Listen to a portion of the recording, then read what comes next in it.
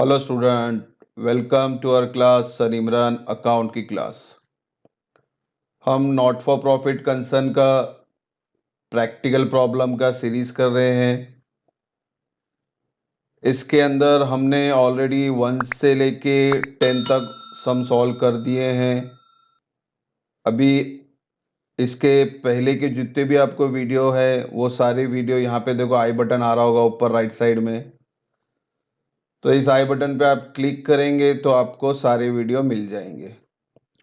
आज जो हम करने वाले हैं वो है क्वेश्चन नंबर 11, जो कि आपके Maharashtra state board text book में पेज नंबर 121 पे आपको मिलेगा।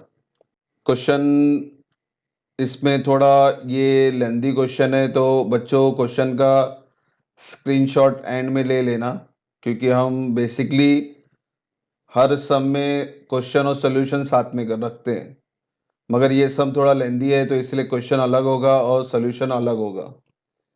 तो मैं चाहता हूं कि आप एंड में जब क्वेश्चन हो जाए तो इसका स्क्रीनशॉट लेके रख लेना। तो without delay let's start our video.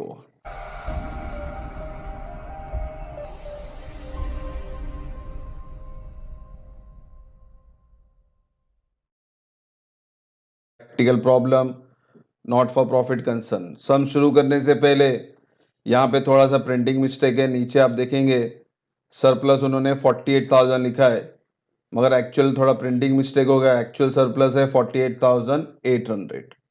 ठीक है बच्चों, तो प्रिंटिंग मिस्टेक थोड़ा ध्यान देना। सम शुरू करते हैं। From the following balance sheet and receipt and payment account of New English School Barsi prepare income and expenditure account for the year ended 31st March 2020 and the balance sheet as on that date. वो चाह रहे हैं कि 2020 के लिए आप income and expenditure और balance sheet बनाएं। क्वेश्चन में आपको balance sheet of previous year दिया गया है और receipt and payment of current year दिया हुआ है। करंट ईयर कैसे बोल रहा हूँ, क्योंकि ऊपर उन्होंने क्वेश्चन में 2020 लिखा था, वो हमारा करंट ईयर होगा। तो 2019 होगा वो हमारा प्रीवियस ईयर होगा। तो प्रीवियस ईयर यानी ये हमारा ओपनिंग बैलेंस है। तो बैलेंस शीट हो और रिसिप्ट एंड पेमेंट हो तो सबके आपको एक एक इफेक्ट पास करने हैं, और एडजस्टमेंट है तो उसके 2 इफेक्ट पास करने हैं। हम चलते हैं अभी लाइबिलिटी की तरफ। पहले हम पूरा टिक मार्क करेंगे कौन सी एंट्री कहाँ आएगी, उसके बाद हम सोल्यूशन की तरफ चलते हैं। तो पहले है कैपिटल फंड। ये प्रीवियस ईयर की लाइबिलिटी है, तो हमारे कैपिटल फंड कहाँ जाता है? करंट ईयर बैलेंस शीट में लाइबिलिटी साइड। तो यहाँ लिख देते हैं current year balance sheet liabilities. तो ये आपको हमारी बैलेंस शीट में लिखेंगे लाइबिलिटी साइड, और इनर कॉलम में लिखना है आपको, वो बच्चों आप ध्यान दें। फिर है cash in hand cash at bank. देखो बच्चों, ये प्रीवियस ईयर का cash in hand cash at bank है, ये प्रीवियस ईयर का क्लोजिंग है। तो करंट ईयर में सारे वैल्यू क्या बोलना है आपको? ओपनिंग बैलेंस बोलना है, इसलिए यहाँ पे मैंने ओपनिंग बैलेंस लिखा है। तो आप देख सकते हैं रिसिप्ट एंड पेमेंट में हमेशा बोलता हूँ कैश बुक है। तो कैश बुक का यानी कैश बुक का ये जो बैलेंस ब्रॉट डाउन है, ये आपका ओपनिंग बैलेंस यानी प्रीवियस ईयर का क्लोजिंग तो करंट ईयर का ओपनिंग। तो आप देखेंगे यहाँ पे cash in hand 6,000, cash at bank 10,000, तो सेम फिगर आपको यहाँ मिल जाएगा। तो जब एंट्री दोनों हो चुकी है आपकी, तो आपको ये 2 एंट्री दोबारा लिखने की जरूरत नहीं है। तो ये एंट्री आपको पास नहीं करनी, यहाँ कैंसिल कर देते हैं और यहाँ पे भी कैंसिल कर देते हैं, यानी ये दोनों की एंट्री आपको पास करने की नहीं है। फिर है बिल्डिंग। बिल्डिंग ओपनिंग बैलेंस, वापस से बोल रहा हूँ, ये सब आपके ओपनिंग बैलेंस है। ठीक है, ओपनिंग बैलेंस क्यों? क्योंकि बैलेंस शीट प्रीवियस ईयर की है, तो closing balance sheet last date पे बनती है। तो प्रीवियस ईयर का क्लोजिंग, तो करंट ईयर में ये सब क्या बन के आने वाले हैं? ओपनिंग बन के आने वाले हैं। तो उस चीज को याद रखें, ये प्रीवियस ईयर है यानी करंट ईयर में ये सब क्या होंगे? आपके ओपनिंग बैलेंस। फिलहाल बिल्डिंग है। बिल्डिंग क्या है हमारा? करंट ईयर की बैलेंस शीट में asset side. Furniture current year balance sheet asset side. Library book current year balance sheet asset side. Computer laboratory current year balance sheet asset side. तो ये तीनों ये चारों आपके फिक्स एसेट हैं, और वापस से बोल दो ये चारों आपके क्या है? ओपनिंग बैलेंस है। कौन से बैलेंस है ये? Opening balance. तो जब आप करंट ईयर की बैलेंस शीट में आप लिखेंगे तो ये ऊपर लिखेंगे, उसके बाद जो भी एंट्री लिखनी है उसके नीचे आपको लिखना है। तो ये ओपनिंग बैलेंस को याद रखें, जब हम करंट ईयर के बैलेंस शीट में लिखेंगे तो ये ओपनिंग बैलेंस बन के आएगा ये। अब हम चलते हैं, हमारा बैलेंस शीट पूरा खत्म हो गया हमारा। अब चलते हैं रिसिप्ट साइड। रिसिप्ट साइड में कैश तो हमने कट कर दिया, no effect. Tuition fees receipt side में बैलेंस के बाद हमेशा बोलता हूँ ये यहाँ पे सिर्फ दो एंट्री आती है, सेल ऑफ एसेट और एक है इनकम। तो ट्यूशन फीस क्या लगता है आपको? इनकम, तो आई लिख देते हैं इधर। Term fees income, admission fees income, donation क्या है इनकम, मगर आगे ब्रैकेट में क्या बोलता है? कैपिटल है वो, यानी डोनेशन को इनकम मत बनाओ, उसको क्या कर दो? कैपिटल में शिफ्ट कर दो। तो ये जो ऊपर वाला कैपिटल है उसके अंदर ये शिफ्ट हो जाएगा, यानी ऐड हो जाएगा। तो यहां इनकम नहीं लिखेंगे हम लोग, क्या लिखेंगे? Add to capital liability side. Interest received income, government grant income, sundry receipt income. अब चलते हैं पेमेंट साइड। पेमेंट साइड में मेरे बोला दो एंट्री है, एक्सपेंस या तो परचेज ऑफ एसेट्स की एंट्री आती है आपकी। सैलरी क्या लगता है बच्चों? एक्सपेंस, तो ई लिखते हैं। लाइब्रेरी बुक, ये क्या है आपका? एसेट है। ऑलरेडी यहाँ पे आप ऊपर देखेंगे लाइब्रेरी बुक है, तो ये ओपनिंग बैलेंस हुआ और ये एसेट्स है, तो ये वाला एसेट मैंने क्या वाला? परचेज ऑफ एसेट है। तो ये एंट्री इसके अंदर जाके आपको ऐड करनी है, तो यहां लिख देते हैं परचेज। याद रहेगा आपको, ये परचेज है आपका। फिर है आपका office rent expense, printing expense, sundry expense expense, insurance expense, sports expense expense, annual gathering expense, furniture, ये क्या है आपका? एसेट। और यहां मैंने क्या वाला? एसेट आया, तो क्या बोलते हैं उसको? परचेज। तो इसको भी क्या बोलेंगे? परचेज। ये परचेज क्या करेंगे आप? इस फर्नीचर में जाके ऐड कर दोगे। Repair expense, balance carried down asset, तो ये करंट ईयर बैलेंस शीट में एसेट सेट जाएगा। तो इस तरह से आपका बैलेंस शीट और रिसिप्ट एंड पेमेंट कंप्लीट होता है। इसका एक इफेक्ट, रिसिप्ट एंड पेमेंट का एक इफेक्ट। अब चलते हैं एडजस्टमेंट की तरफ। एडजस्टमेंट का कितना इफेक्ट बोला? दो। पहला है आउटस्टैंडिंग सैलरी, तो सैलरी में जाके फिलहाल टिक मार्क कर देते हैं। क्या करना? आउटस्टैंडिंग बोलो तो ऐड करना है। और second effect balance sheet liability side. फिर है आउटस्टैंडिंग ट्यूशन फीस, तो ट्यूशन फीस में क्या करेंगे आप? जाके टिक मार्क कर लेते हैं फिलहाल। इसमें जाके क्या करना है आपको? आउटस्टैंडिंग बोलो तो ऐड करेंगे। और second effect balance sheet asset side.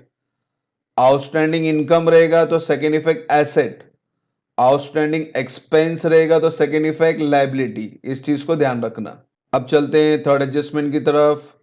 Third adjustment बोलता है डेप्रीशिएट लाइब्रेरी बुक, तो ये लाइब्रेरी बुक जो आपने यहां लिखा है, इनको ऊपर आपको डेप्रीशिएशन प्रोवाइड करना है। ठीक है बच्चों, तो डेप्रीशिएशन है तो यहाँ टिक मार्क कर देते हैं और ऊपर इस लाइब्रेरी को भी टिक मार्क करते हैं। याद रहेगा कि ये सबको आपको इनर कॉलम में लिखना है।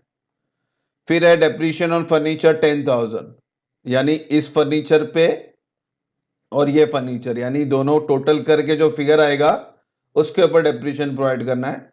फिलहाल टिक मार्क करते हैं, यहाँ पे भी टिक मार्क कर देते हैं और यहाँ पे भी टिक मार्क। तो याद रहेगा कि आपको ये अमाउंट इनर कॉलम में लिखना है। तो इस तरह से हमारी पूरी एंट्री कंप्लीट होती है।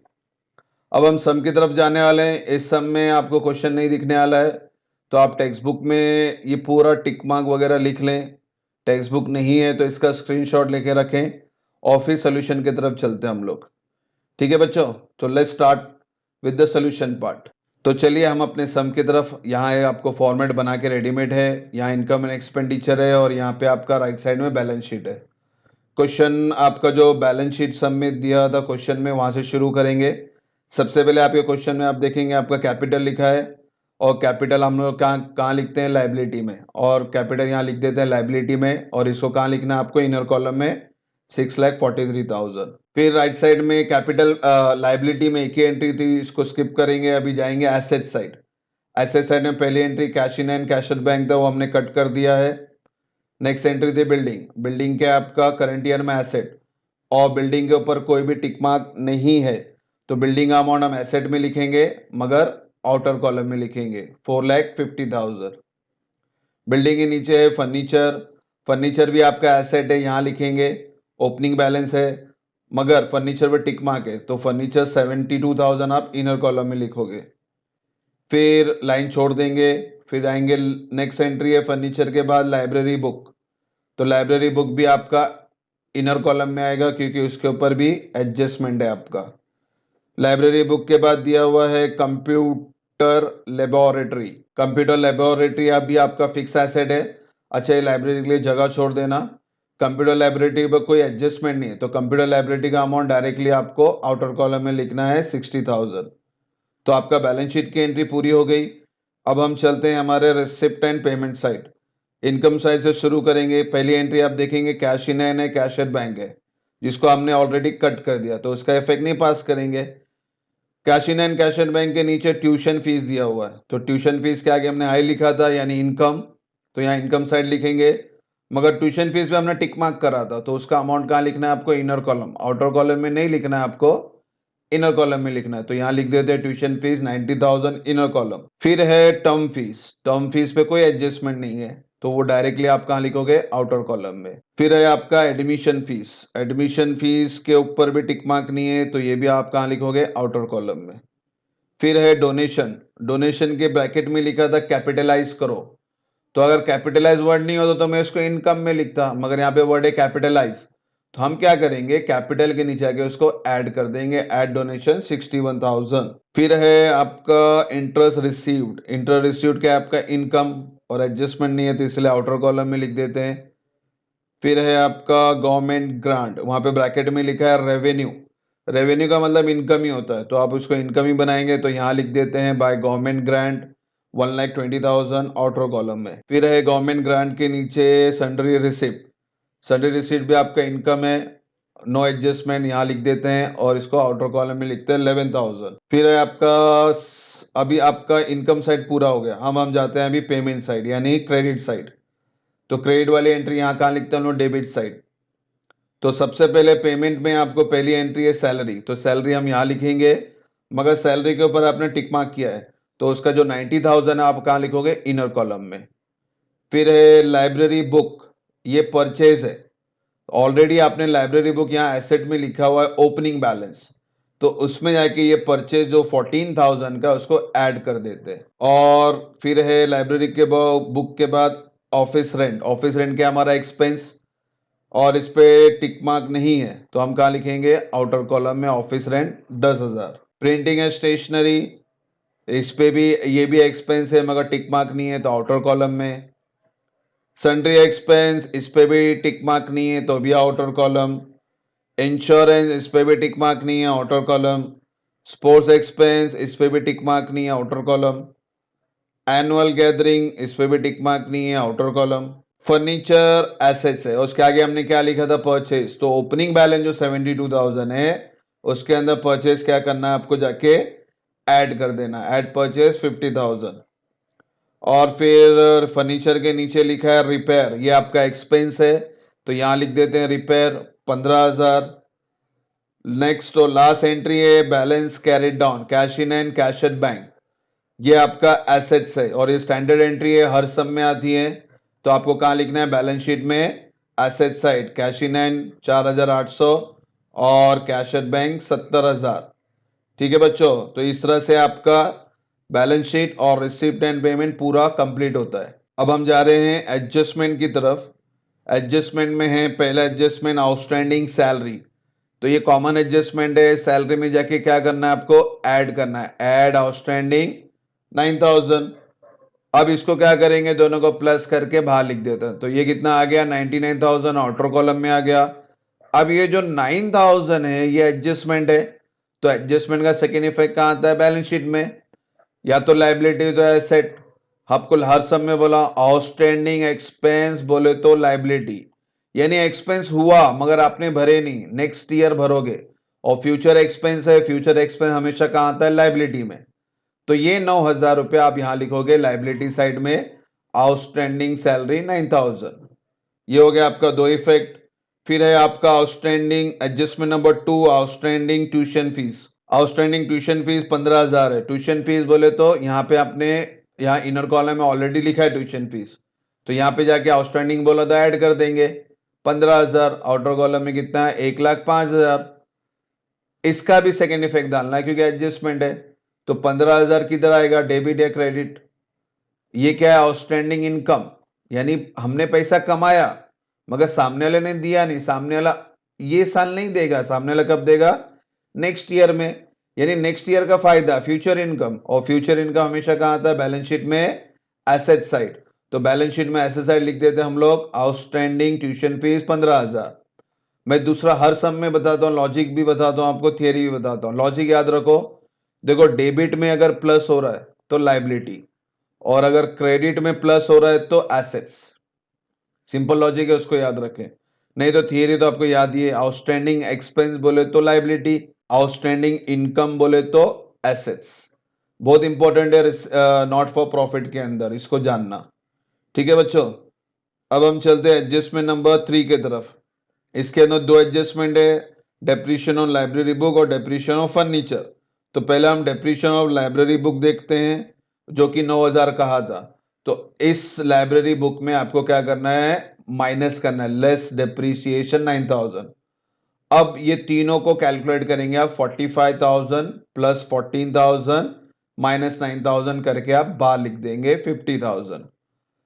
अब एडजस्टमेंट में 9,000 था, यानी एडजस्टमेंट बोले तो दो इफेक्ट। तो आपका ये एक्सपेंस है ना, एसेट्स यानी प्रॉपर्टी की कीमत कम हो गई, तो ये हमारे लिए एक्सपेंस है। और एक्सपेंस की जगह कहाँ है हमारा, इनकम एंड एक्सपेंडिचर अकाउंट में डेबिट साइड। तो यहां लिख देते हैं to depreciation on library book 9,000। तो दो इफेक्ट हमारे पूरे हुए। इसी के अंदर एडजस्टमेंट के अंदर था डेप्रीशिएट फर्नीचर बाय 10,000। तो हमको क्या करना है, इस फर्नीचर में जाके क्या करना है, लेस डेप्रीसिएशन 10,000। अब इनको भी कैलकुलेट करके आपको बाहर करना है, 72,000 प्लस 50,000 माइनस 10,000। तो आउटर कॉलम में आ गया 1,12,000। डेप्रीशिएशन 10,000 है, यानी इसका भी सेकेंड इफेक्ट आएगा। इसका भी सेकेंड इफेक्ट यहां आएगा एक्सपेंडिचर में, टू डेप्रीशिएशन ऑन फर्नीचर 10,000। तो इस तरह से हमारी पूरी एंट्री खत्म होती है। एंट्री पूरी होने के बाद, कंप्लीट होने के बाद, हमारा लास्ट स्टेप है closing the account. Closing the account का प्रोसेस हमेशा बोलता हूं, पहला इनकम एंड एक्सपेंडिचर का आपको टोटल करना है। आपको एक्सपेंस को प्लस करना है और इनकम को प्लस करना है, फिर देखना है कौन बड़ा है। चलो मैं आपको वर्किंग नोट बताता हूं, यहां देख ले वर्किंग नोट। क्रेडिट का टोटल आता है 2,53,000, यानी ये क्रेडिट का टोटल है 2,53,000। और आपका डेबिट का टोटल है 2,04,200।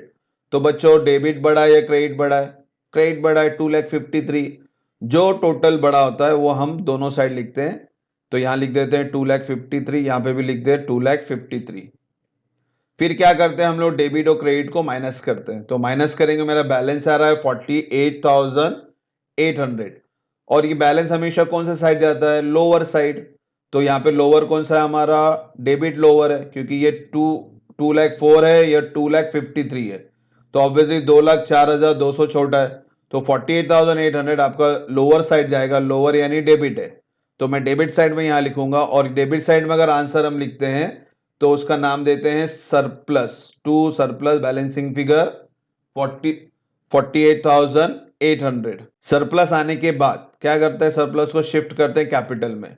तो कैपिटल में जाके क्या करेंगे, हम इसको ऐड करेंगे। तो यहां लिख देते हैं ऐड सरप्लस 48,800। अब सरप्लस आ चुका है, तो हम इस कैपिटल को भी बाहर छोड़ देते हैं। ये तीनों क्या करना है आपको, प्लस करना है। तो प्लस करके बाहर लिखते हैं 7,52,800। कैपिटल बाहर आने के बाद लास्ट स्टेप बचता है हमारा लाइबिलिटी का टोटल और एसेट का टोटल। दोनों टोटल क्या आना चाहिए आपके, सेम आना चाहिए।